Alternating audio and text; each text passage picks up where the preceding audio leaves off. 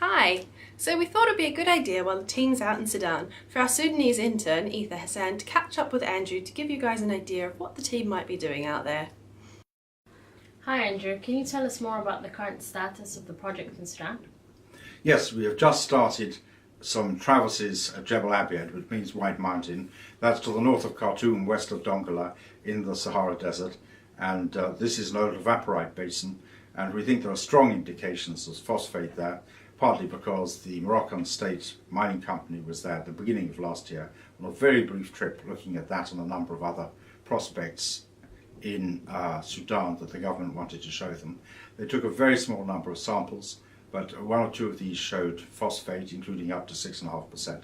So we know that this is a permissive environment for phosphates and that there are indications of phosphate even from scratching the surface and taking samples. Our methodical approach of doing several hundred kilometers of traverses with a full team, we hope will come up with some good results.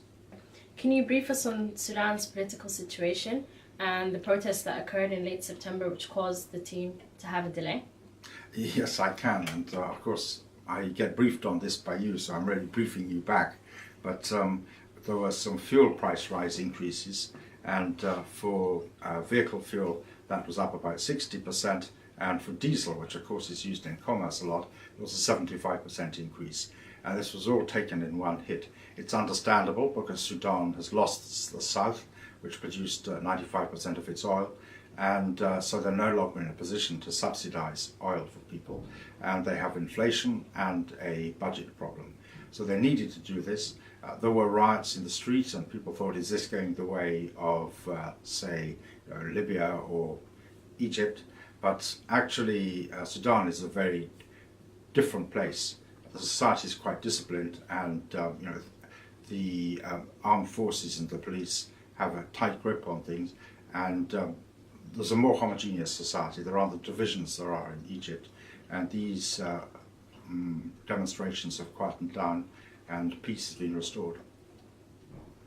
And what about the future of agro-minerals? Well, the future of agro-minerals is really the future of humanity.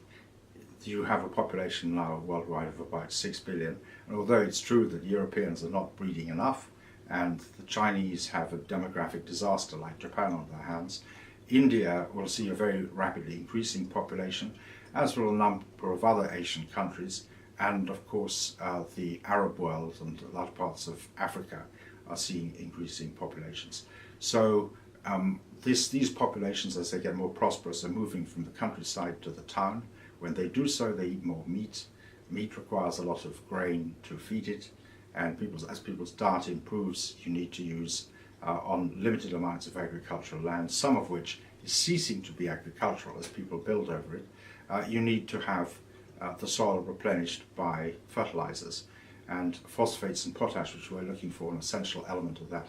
The biggest customers for phosphate, for example, are China, India, United States, Brazil, and of these, India's position is particularly parlous, having no resources of their own, and yet this is the country that's going to have the biggest increase in population.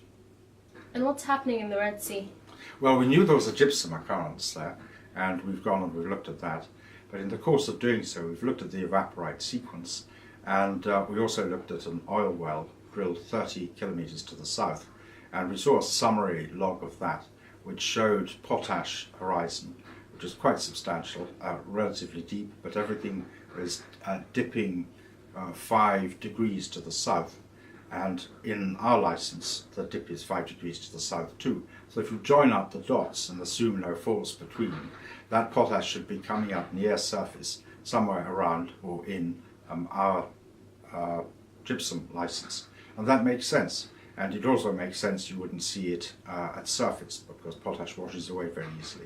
So what we're doing on this trip as well is we're going to the oil ministry to see the detailed log of that hole and getting some confirmation. But we think we have a very valid and very exciting potash target potentially there as well. So we're going to be advancing that on this trip. I think Sudan needs to replace its lost oil revenues, both with its own oil, onshore and offshore, which it has some good chance of finding, but also by other minerals. In the past, like a lot of countries, one thinks of Algeria, Saudi Arabia, that are blessed or cursed with oil, there's been an inclination not to look for minerals because oil is so much more attractive.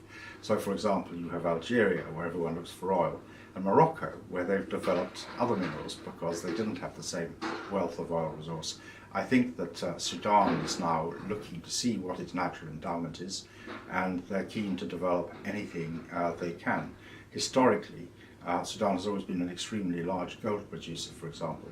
The problem is that most of the production at the moment of gold is being produced illegally and smuggled out. The government's getting no revenues. Okay, great. That was a good little update from Andrew there, and we'll have more for you when Gary and the team get back at the end of November.